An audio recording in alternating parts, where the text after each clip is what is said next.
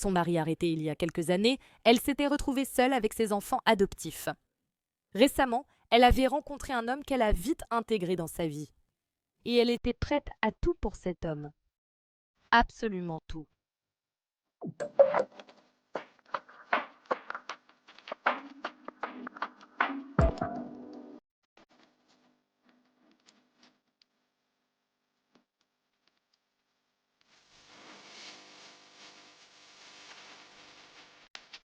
Bienvenue ou bon retour, je suis Cassie et voici un monde cruel. Je sais que je me concentre principalement sur des affaires impliquant des enfants, mais si vous souhaitez que je traite d'autres types d'affaires, faites-le moi savoir. L'histoire que j'ai pour vous aujourd'hui concerne une jeune fille qui a été maltraitée pratiquement pendant les 14 années qu'elle a passées sur cette terre, et pourtant, elle a réussi à garder sa personnalité joyeuse et pétillante.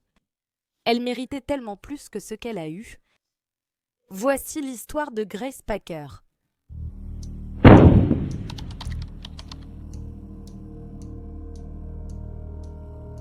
Grace Packer est née le 14 août 2001 de sa mère, Rose Hunsicker, et de son père, Rodney Hunsicker.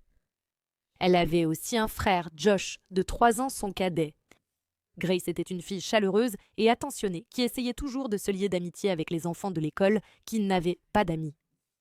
Grace adorait les couleurs violet et rose et elle aimait aussi les fleurs et les papillons. Grace avait une passion pour les animaux de toutes sortes et elle adorait être dehors. Il aimait particulièrement la country et le hip-hop. On dit que Grace avait un trouble de l'apprentissage, mais il n'y a pas plus d'informations à ce sujet, donc je ne sais pas exactement en quoi consistait son handicap ni comment il l'affectait.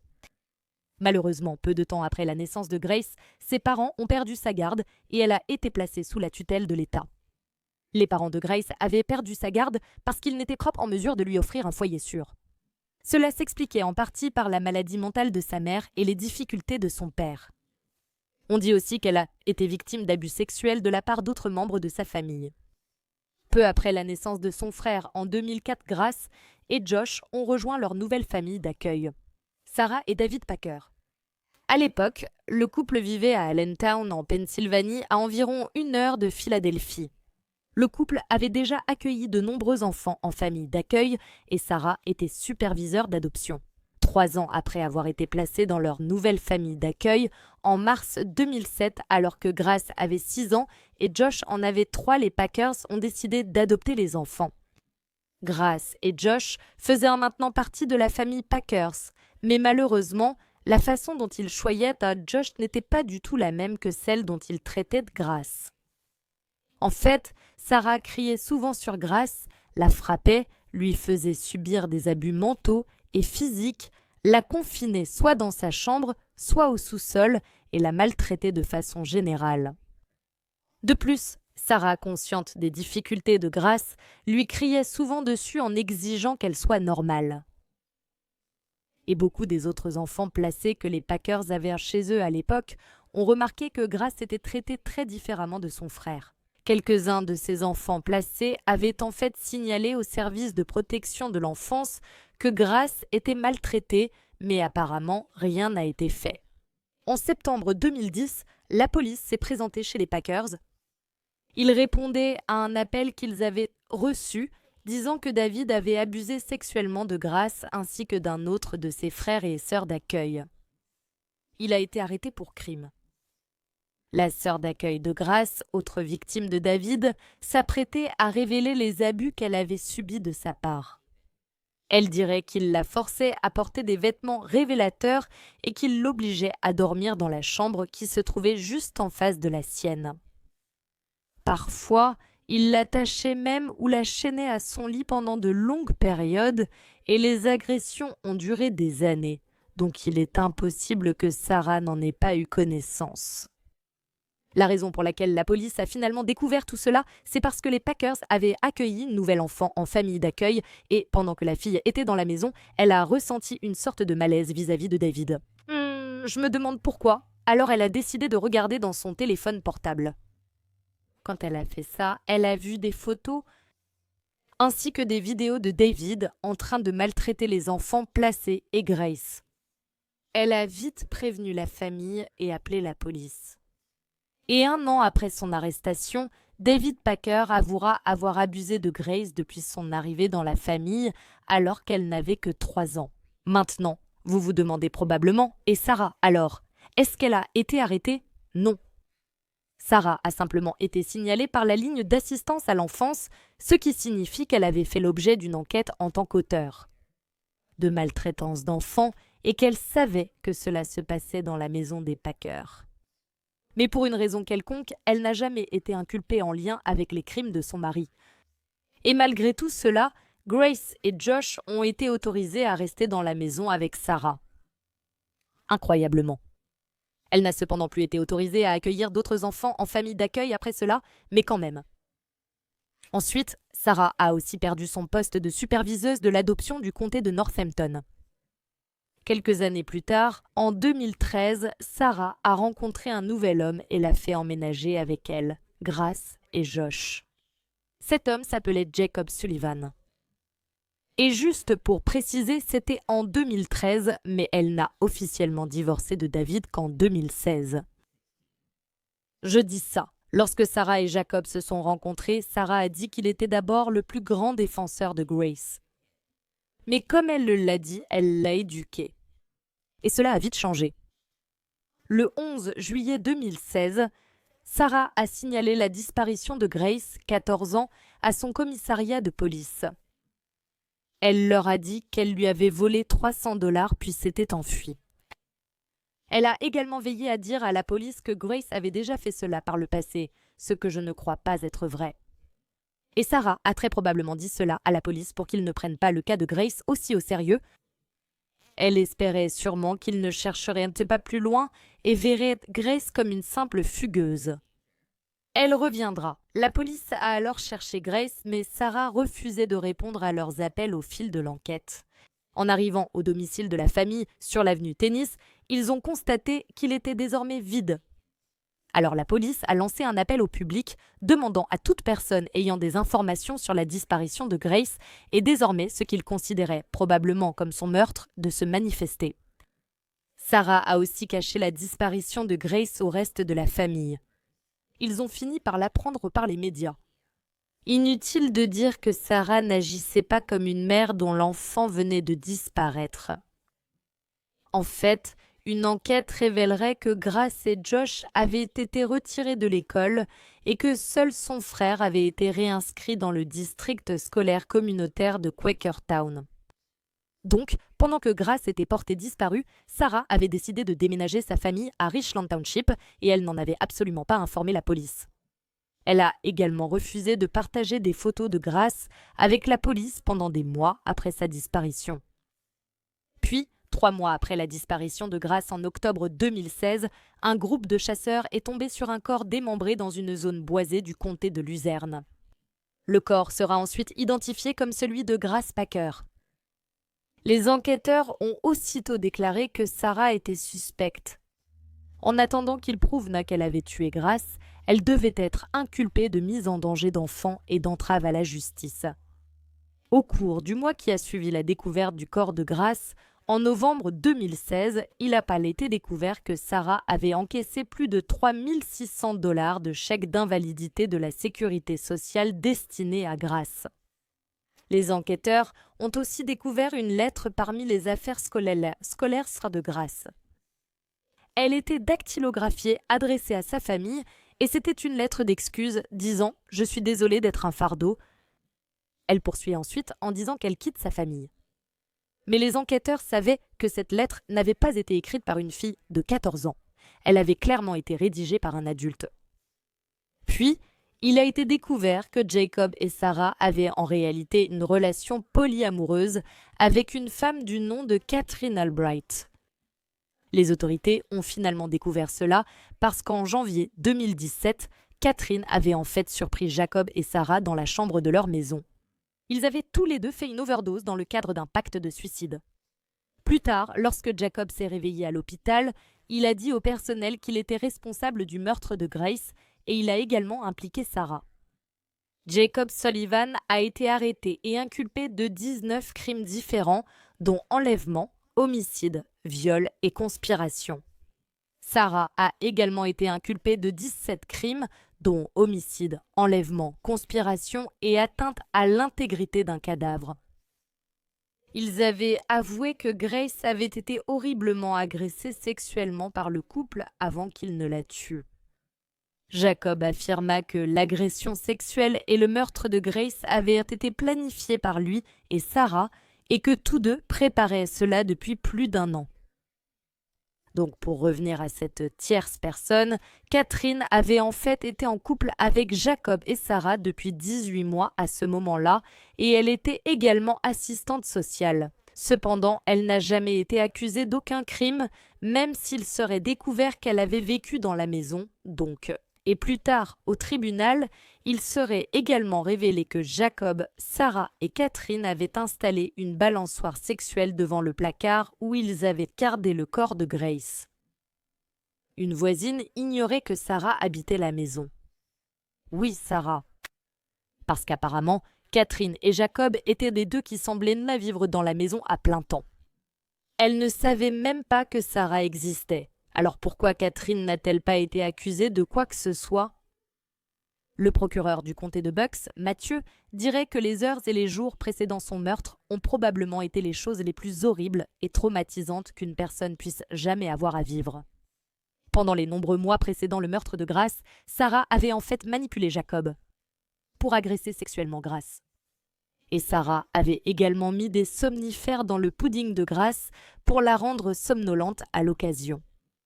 Donc, 3 jours avant que Sarah ne signale la disparition de Grace, le 8 juillet 2016, Sarah et Jacob avaient conduit avec Grace jusqu'à leur nouvelle maison à Quakerstown. Une fois arrivé, Jacob a frappé Grace au visage à plusieurs reprises, lui laissant une lèvre fendue.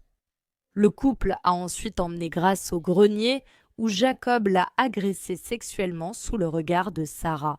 Et lorsque Grace regardait Sarah pendant cette agression pour demander de l'aide, Sarah lui disait « Je ne peux rien faire.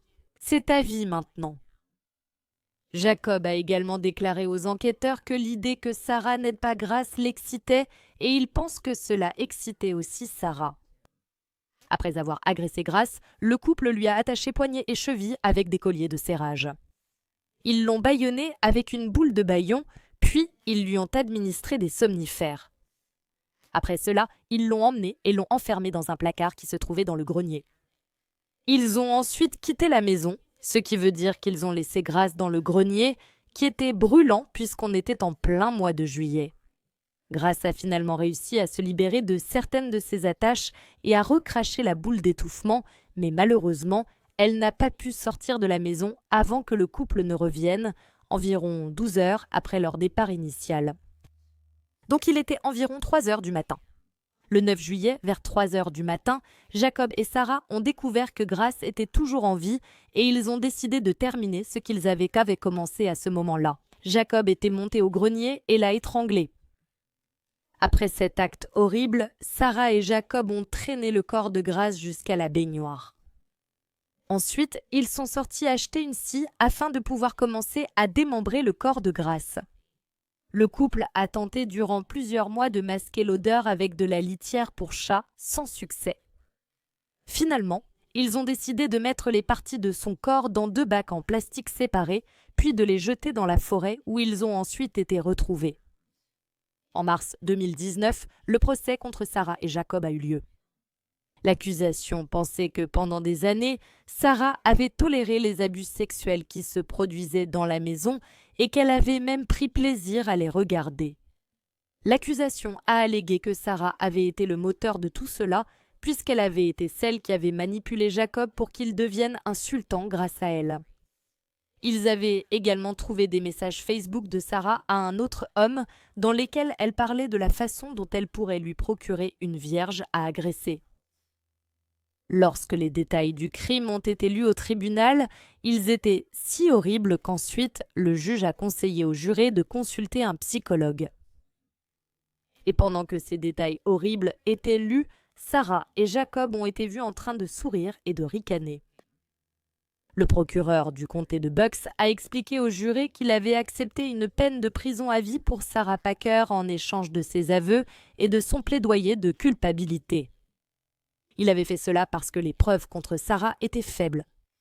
Jacob avait été celui qui avait agressé et tué Grace. Il avait agi ainsi car les crimes de Sarah ne justifiaient pas la peine de mort, ce qu'il voulait. Pour respecter l'accord, Sarah a témoigné à la barre. Après avoir donné sa version sur ce qui était arrivé à Grace en juillet, Sarah a aussi affirmé devant le tribunal que Grace avait des problèmes de discipline et était une enfant difficile. Elle a admis qu'en réalité, elle détestait Grace et avait souhaité sa mort pendant un certain temps. Elle a aussi déclaré devant le tribunal qu'elle et Jacob avaient le même fantasme de viol et de meurtre et prévoyaient à l'origine autre chose pour Grace. Ils allaient la garder et simplement l'agresser sexuellement chaque fois qu'ils en auraient envie. Sarah a aussi reconnu avoir commis ces actes envers sa fille. Parce qu'elle ne voulait pas perdre Jacob et qu'elle s'est laissée emporter, Jacob a dit que Gracie était un cauchemar et qu'il voulait juste qu'elle parte. Mais il voulait quand même continuer à recevoir les chèques mensuels qu'elle recevait. Bien sûr qu'il le voulait. Pendant qu'il était en détention, Jacob Sullivan a demandé à être placé en détention protégée. Parce qu'il avait peur des autres détenus. Oh non. Il n'est pas précisé si la demande a été accordée. Je ne pense pas que ça ait été le cas.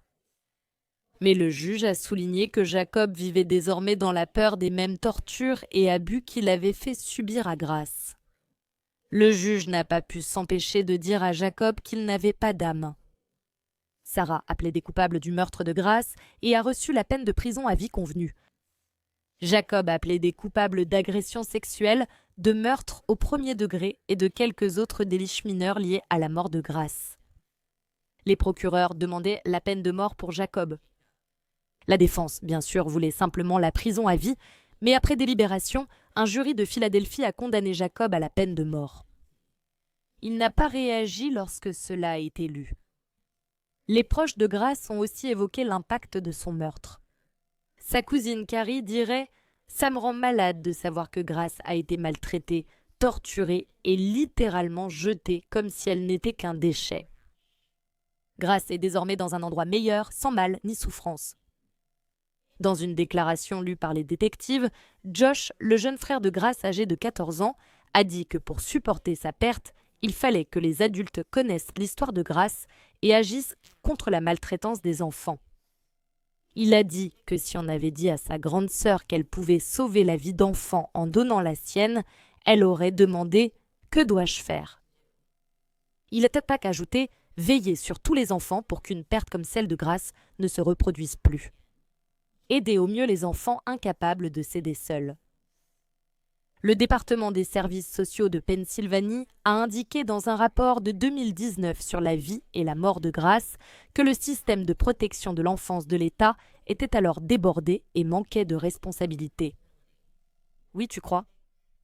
À plusieurs reprises, le rapport sur Grace indique qu'elle a été agressée sexuellement. Le rapport mentionnait également que Grace avait suivi des services de santé comportementale. Cependant, les principaux problèmes, comme les abus sexuels qu'elle a subis, n'avaient jamais été abordés lors de ces séances. Le 16 janvier 2017, de nombreuses personnes ont rendu hommage à Grace Packer. De nombreuses personnes ne l'avaient jamais connue. La communauté d'Abington voulait trouver un moyen de ne pas perdre de vue la personne que Grace était et pas seulement tous les détails horribles qui avaient été partagés sur la façon dont elle avait été assassinée. La communauté a aussi collecté plus de 12 000 $ pour la cérémonie commémorative de Grace à l'église presbytérienne New Life. Les personnes présentes à la cérémonie ont dit qu'elles ressentaient le besoin d'en savoir plus sur Grace Packer en tant que personne. Rose Hunsicker, la mère biologique de Grace, était aussi présente à la cérémonie. Visiblement bouleversée pendant la cérémonie, elle a affirmé que sa mémoire et son sourire resteraient à jamais. Je suis une mère, je protégerai mes enfants. Je me sens très blessée et en colère contre moi-même de ne pas avoir pu protéger Grace. Quand elle était dans ce grenier chaud, elle est morte seule, rendant son dernier souffle. Elle était seule, vous savez, en train d'être violée. Elle était seule, vous savez, je ne peux même pas imaginer. Je ne peux même pas imaginer ce que cette petite fille ressentait. Je ne peux imaginer aucun des sentiments que cette petite fille pouvait ressentir. Eh bien, de mon point de vue, Vous savez, en tant que mère biologique qui a perdu son enfant, c'est difficile. Je veux que les gens réalisent que je ne suis pas, vous savez, la mauvaise personne que Sarah, ou excusez-moi, mademoiselle Packer, a voulu faire croire que j'étais. J'étais une adolescente, j'ai fait des erreurs comme parent. Vous savez, il n'y a pas un seul parent parfait, il n'y a pas une seule personne parfaite, tout le monde fait des erreurs. Et vous savez, si je pouvais remonter le temps et avoir une machine à remonter le temps, je corrigerais ces erreurs. Je ferai la même chose. Je corrigerai toutes mes erreurs, rien que pour que ma fille soit là aujourd'hui, et cette culpabilité me déchire. Ça me déchire de colère contre moi-même. Vous savez, je me sens comme un échec en tant que mère, en tant que femme, parce que je n'ai pas pu protéger mon enfant de tout mal. Vous savez, une mère devrait protéger ses enfants de tout mal et de tout danger qui se présente à eux, et je ressens de la culpabilité, je me sens comme un échec pour ça. Il y a beaucoup d'émotions profondes en moi que je traverse et avec lesquelles je dois composer pour essayer de surmonter tout ça. J'hésite à essayer de la soutenir dans tout, comme c'est difficile pour moi de le faire, donc je suis le père de l'enfant et je traverse la même chose, je dois juste rester fort pour elle, vous savez. Quand elle pleure et que je la vois pleurer, j'essaye de prendre du recul, j'essaye de garder ça pour moi, c'est difficile pour moi de le garder pour moi. Elle pleure, c'est comme si c'était difficile pour nous de tout faire. C'est juste la chose la plus triste que j'ai jamais eu à endurer. J'ai surmonté la mort de ma mère comme une petite championne, mais celle-ci, je ne pense pas que je pourrais la surmonter. Ça va me prendre de très nombreuses années, si jamais j'y arrive un jour. De nombreuses années. Un accord de 8,9 millions de dollars a été conclu pour la succession de Grace. C'était contre 3 défendeurs ayant fourni à Grace des services d'accueil, d'adoption et de santé comportementale toute sa vie. Oh, et une petite bonne nouvelle pour finir. En mai 2020, Jacob Sullivan, âgé de 47 ans, est décédé dans un hôpital local après la rupture d'un vaisseau sanguin majeur. C'est un peu du karma. Merci d'avoir écouté l'histoire de Grace aujourd'hui. Je suis un peu agacée que la petite amie Catherine n'ait pas eu à faire face à des accusations. Elle vivait dans cette maison ? Elle savait sûrement ce qui se passait et a continué à vivre dans la maison après l'assassinat de Grace, alors que son corps était dans le grenier, dans un placard qu'elle utilisait aussi. Et elle ne savait pas. Elle savait forcément. Et pauvre Grace, tout ce qu'elle a dû endurer dans sa vie, elle avait l'air d'une jeune fille si gentille, et après tous les abus que cette pauvre fille avait subis, ces psychopathes lui ont aussi pris la vie. Donc si tu aimes les histoires criminelles et que tu veux les entendre racontées par moi, n'oublie pas de cliquer sur le bouton s'abonner juste en dessous. Et active aussi les notifications, comme ça tu sauras quand je publie une nouvelle vidéo, ce qui arrive 2 à 3 fois par semaine. Merci d'avoir regardé Un Monde Maléfique aujourd'hui. À la prochaine, prenez soin de vous les amis. Salut!